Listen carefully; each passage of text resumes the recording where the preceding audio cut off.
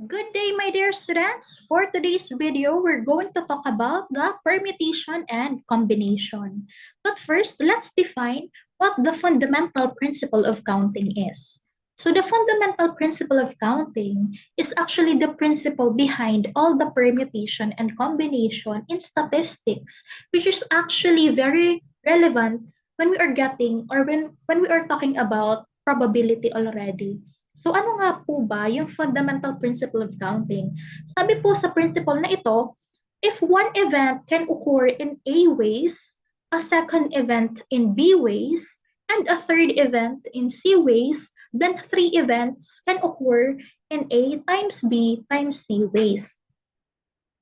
So using this principle, we can determine how selection is done on the basis of available choices. So to further illustrate kung ano nga po bang ibig sabihin nito, let's have this example.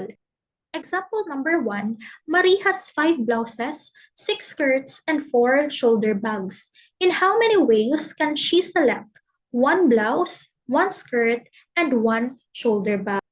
So actually, yung tinatanong po dito sa atin is actually yung number daw po ng arrangement ng combination nito. Kasi di ba po pag lumalabas tayo or specifically pag lumalabas ang isang tao at in this situation si Marion, ano daw po yung magiging itsura niya or yung outfit of the day niya.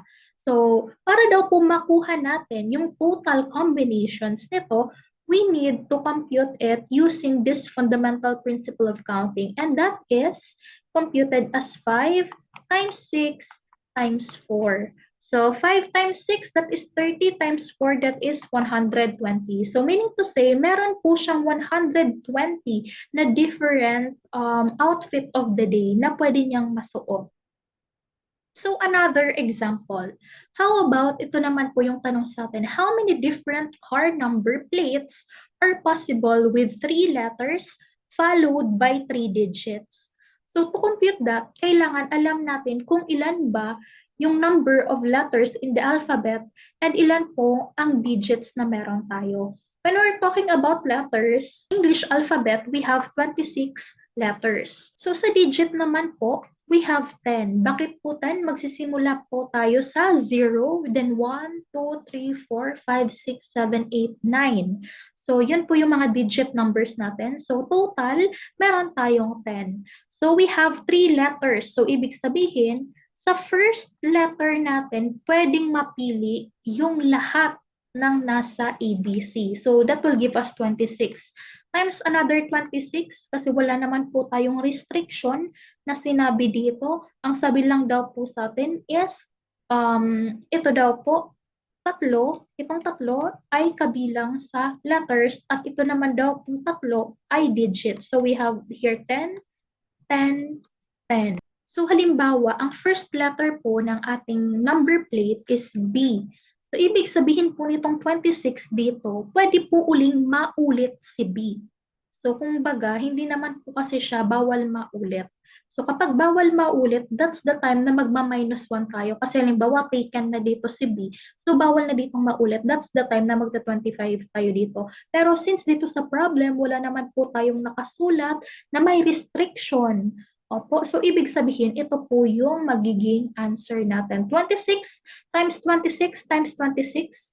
Ibig sabihin, pwedeng maulit yung kada number. And the same po dito sa digits. Halimbawa dito, ang unang digit na meron tayo sa number plate natin is for example, 7. So, pwede din po ditong maulit sa 7 at dito pwede din pong maulit sa 7 kasi po wala naman pong sinabi dun sa number plate na bawal po magkaulit-ulit yung numbers.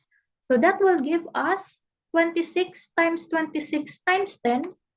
So let's compute, that is 26 times 26 times 26 times 10 times 10 times 10. That will give us, so paano naman po kapag yung problem, how many different car number plates are possible which begins with X, Y, Z? So as you can see, available na po yung 3 letters natin. So ibig sabihin, yung hindi na lang po natin available ay yung mga digits. So we have here missing na tatlong digits. So, X po is represented by 1. Bakit po? Because sa ating alphabet, isa lang naman po ang X. At ganon din po kay Y. Isa lang naman po ang Y sa ating alphabet. And the same with letter Z, which also gives us 1. So, ibig sabihin, 1 times 1 times 1, then i-multiply po natin sila dito. So, ilan po ang digits natin? So, we have 10, 10, 10. So 1 times 1 times 1, that is only 1. 1 times 10, that is 10. Times 10, that is 100. Times 10 again, that is 1,000. So therefore, we have 1,000 ways. Opo.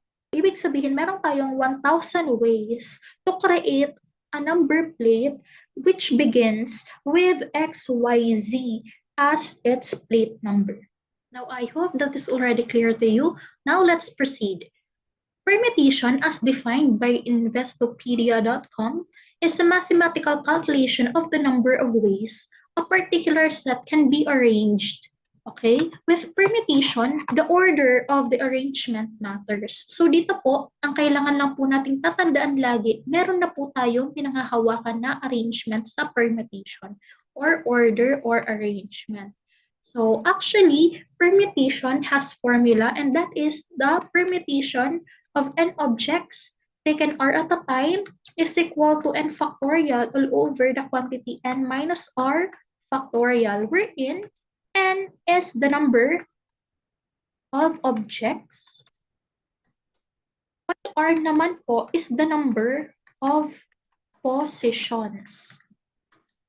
So, paano po natin malalaman or ano po bang ibig sabihin nitong factorial dito or the exclamation mark when it comes to statistics and probability? So, for example, we have 5 factorial. Ibig sabihin po niyan, 5 times 4 times 3 times 2 times 1. Yan pong ibig sabihin ng factorial. So, ibig sabihin po, ang 5 factorial is actually equal to 5 times 4, that is 20, times 3, that is 60, times 2 again, that is 120. So therefore, 5 factorial is equal also to 120. Now, in calculator po, factorial is this one po, yung nasa taas po ni x, or the inverse of x. So that is shift, ito po, shift, then click po itong x inverse. So we have here 5, shift, x inverse, that will give us factorial. So 5 factorial is indeed equal to 120. Okay po, gets? Now, to further illustrate, let's have one example. So, for example, Sipnayan debating team consists of 4 speakers. In how many ways can all speakers be arranged in a row for a photo? So, dito po ba, meron na po bang order? Opo, may order na po kasi nakalinya po yung mga speakers natin sa debating team. So, that is 4 or the permutation of 4 taken 4 at a time. Bakit po 4 ulit? 4 po si speakers. Ito pong part na to, 4 po si speakers. And ito pong 4 na ito, kasi lahat naman po yung 4 na yun ay lilinya doon sa row. So, ibig sabihin, 4 pa rin po yung nakalagay natin dito. So, that will give us 4 factorial all over 4 minus 4 factorial.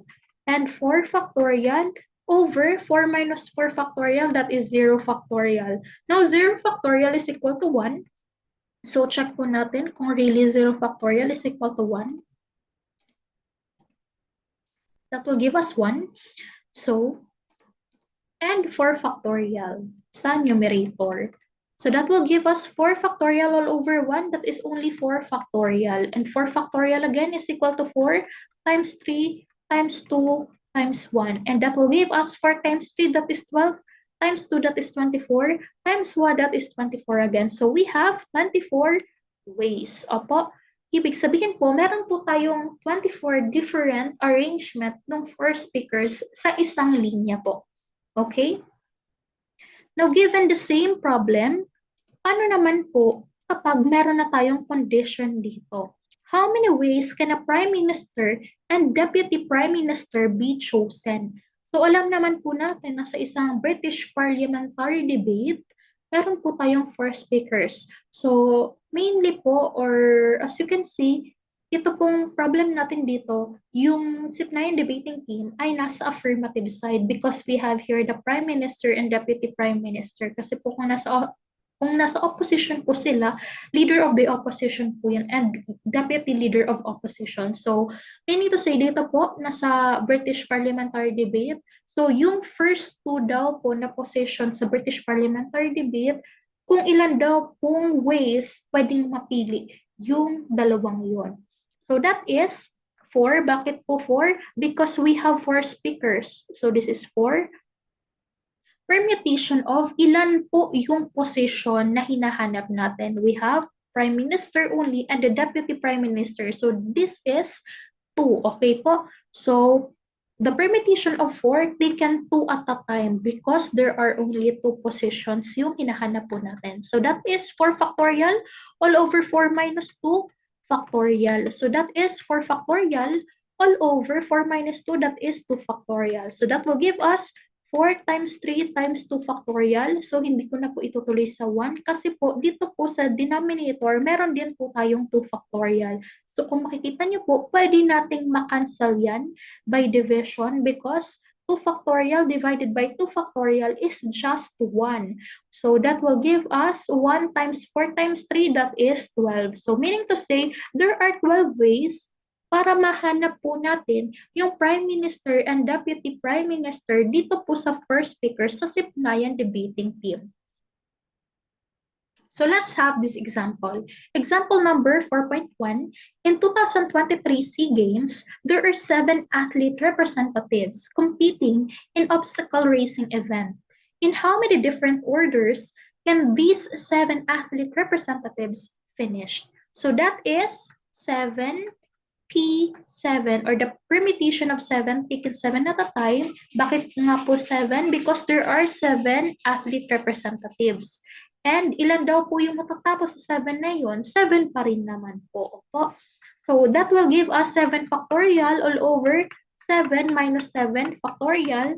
That is 7 factorial all over 0 factorial. And we know that 0 factorial is equal to 1. So 1, 7 factorial. So that is 7 times 6 times 5 times 4 times 3 times 2 times 1. Or sa madaling sabi, that is 7 factorial, that is equal to 5,040.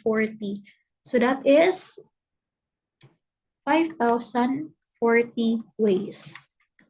So actually, ito pong notation natin na 7P7 ay available po siya dito sa calculator natin. Pero ang i-click lang po natin ay shift, then ito pong multiplication sign. So we have your 7, shift multiplication sign kasi dito po siya, NPR, ito pong nakikita niyong ito ay para po yan sa permutation. At ito naman pong NCR para naman po to sa combination. So we have 7 permutation 7 that will give us 5,040, which is actually equal to this one.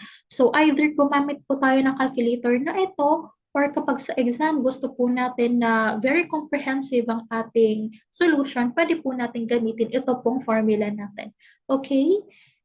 Now, given the same problem, paano naman po kung ang tinatanong na sa atin ngayon is that how many trifectas? When we say trifectas, this refers to first, second, third. Opo, please. Na possible daw po dito sa SEA Games given na meron tayong 7 athletes. So there are 7 athletes po, remember? So that is the permutation of 7 taken. Ilan po yung position na i-consider natin this time? So we have 3. So that will give us 7 factorial all over 7 minus 3 factorial.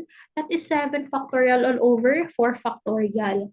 So that is 7 times 6 times 5 times 4 factorial. Again, hindi ko na po itutuloy hanggang 1 because sa denominator po natin, mayroon po tayong 4 factorial again and kaya na po natin yung ma-divide. So, 4 factorial divided by itself is just 1.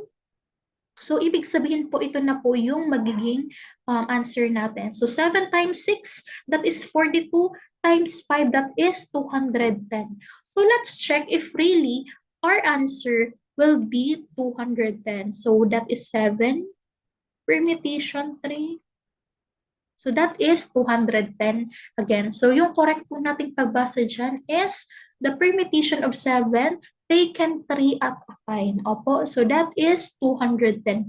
So now it's time for you to try this problem. In how many ways can 5 boys and 4 girls be arranged on a row if there are no restrictions? So you can pause this video and try to solve it on your own, and later let's check if your answer matches with our solution, okay? So sana po na-try na po natin at sana po tama po yung mga sagot. So let's answer. So kung makikita niyo po, ilan na po yung objects natin this time? Yung n po natin ilan? So we have 5 boys and 4 girls. So 5 plus 4, that is 9. So therefore, the permutation of 9 taken, ilan po yung kailangan nating position? So, di ba po, wala naman daw pong restrictions. So, ibig sabihin, 9 pa rin po yan. So, we have here 9 factorial all over 9 minus 9 factorial. That will give us 9 factorial all over 0 factorial, or simply 9 factorial, which is equal to, in our calculator, that is 9 factorial 362,880 ways. So let's check po using our calculator kung magmamatch po itong answer natin, itong long method sa ating calculator. So that is 9 shift, then ito pong multiplication sign for our permutation, then 9, that will give us again 362,880 pa rin. So ibig sabihin tama po tayo ng answer.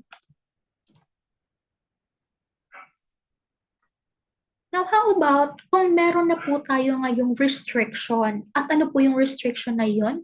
Kailangan daw po si boys and si girls alternate. So, kung i-arrange natin siya sa isang row, so ibig sabihin po dito, pwedeng boys, boys, boys, boys, boys. At in between niya, meron po tayong mga girls. So, we have here girl, girl, girl, girl.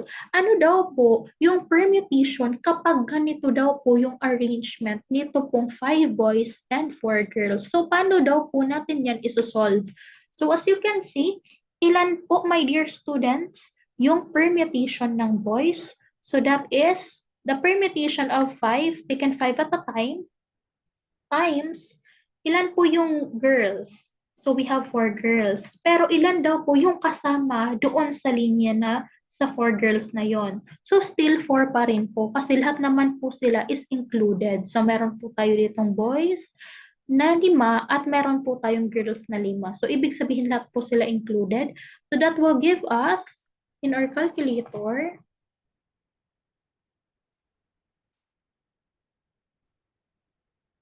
5, permutation of 5 taken 5 at a time, times 4,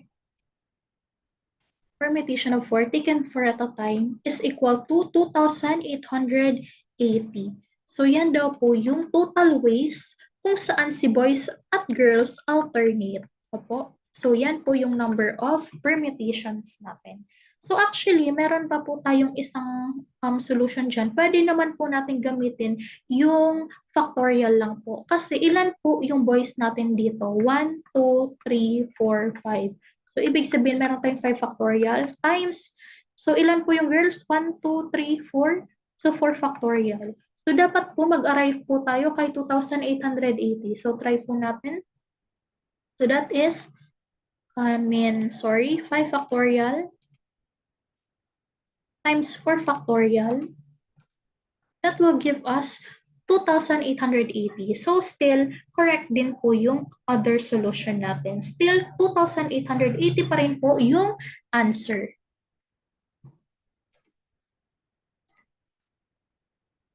Now, how about this one?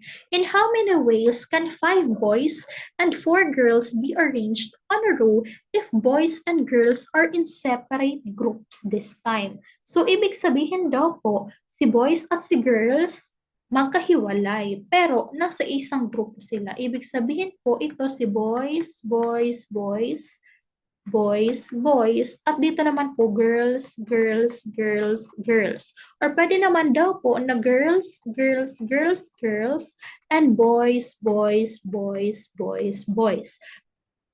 So, paano natin yan isosolve? So, we have for the boys, ilan po yung boys natin? We have 5. At ilan po doon sa boys na 5 ang kasama doon sa row? So, sila pong lahat, di ba po? So, that is 5 again.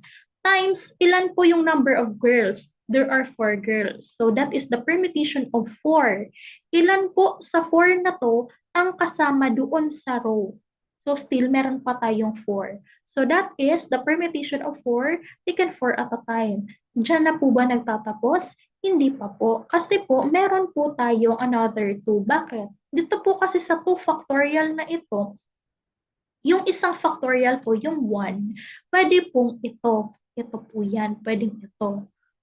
Pero yung another na arrangement is pwede, yung nauuna naman this time is girls. Kaya meron po tayong times 2 dito, or that is 2 factorial.